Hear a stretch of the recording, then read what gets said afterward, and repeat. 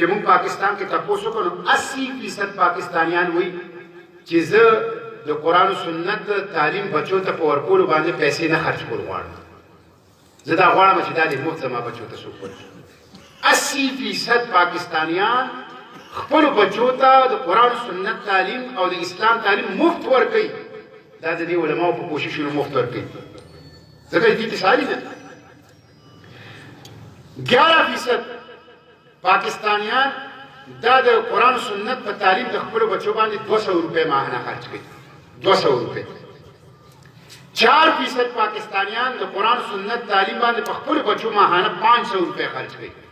او صرف 2% پاکستانیان داسې دي چې هغه د خپلو بچو په دینی تعلیم باندې ماهانه د 1000 نه والي تر 2000 روپو پورې خرچ کوي. په سلو کې صرف 2 کسان، په سلو کې 80 کسان مفت خپلو بچو ته د قرآن و سنت تعلیم ورکوي. دا څوک مفت ورکوي؟ دا علماء ورکوي. نو دا خو د دې علماو دپاره خوشقسمتي او نیکبختي ده.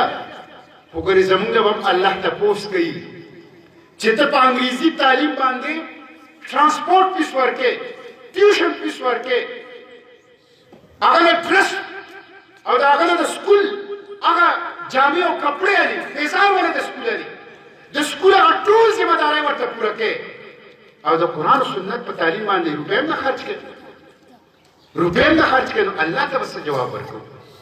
دا څنګه زموږ قرآن و سنت سره مینه ده؟ څنګه زموږ اسلام سره مینه ده؟ وروڼو د مینې تقاضا دا ده چې موږ په خپلو ترجیحاتو کې هم اسلام او قرآن و سنت په 1 نمبر وساتو او موږ په خپل خرچ کې هم قرآن و سنت په 1 نمبر باندې وساتو. دا د مینې تقاضا ده. علامه اقبال ویلو خوار از محجور یې قرآن شدی. زما د رور د قرآن پاک آیت ورسته چې زه کله دې مجلس ته را داخلېدم نو ډېر ښایسته آیت د قرآن پاک ورسته. وقال الرسول یا ربي ان قوم اتخذوا هذا القرآن مهجورا. مفتی شبیر احمد عثماني صاحب د دې آیت په ترجمه کې تشریح کې لیکي چې دا آیت نازل شوی خو د کافرانو دپاره ده.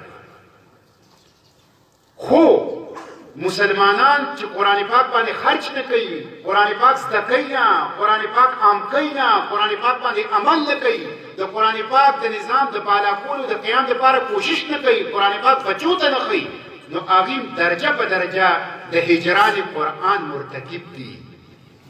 درجه په درجه د هجران قرآن مرتکب دي. علامه اقبال د قرآن شریف دا آیت فارسی کې منظوم کړی دی. خوار از محجور یې قرآن شدی، شک و سنجی گردشی دوران شدی. خوار من زبه شو چې من قرآن پاک پرېښی. اسی به دا ګیله کوئ چې زمانه بدله راله، د اسمان گردش بدل شو، د ستورو گردش بدل شو. نه زمانه بدله شوې ده، نه د اسمان گردش بدل شوی دی، نه د ستورو گردش بدل شوی دی. خوار از محجور یې قرآن شدی، شک و سنجی گردشی دوران شدی. اسی د زمانه ګیله کوي.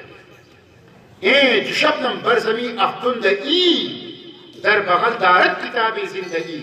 ای آغا امتا چې د پرخې په شان په ځمکه پروت او هر یو سړی در باندې خپیږ دي. ای آغا امت مسلمه چې د پرخې په شان د شبنم په شان په ځمکه باندې پروت او هر یو دې د خپل لاندې در کوي. ستا په درخت کې یو داسې کتاب دی چې هغه کتاب زنده دی. هغه کتاب زنده راواله نو د دې غلامین او د دې محکومین او د دې مظلومین به راوځي. کتابی زند قرآنی حکیم، حکمتی او لا یزال اصلو قدیم. قرآن پاک یو داسې کتاب زنده دی چې دا څومره وخت تېرېږي د دې حکمتونه سیوا کېږي او د دې فیوز او برکات د انسان په احاطه علم کې راځي. د قرآن سره وابستګي، د الله کتاب سره وابستګي دا د دې صورتحال لاره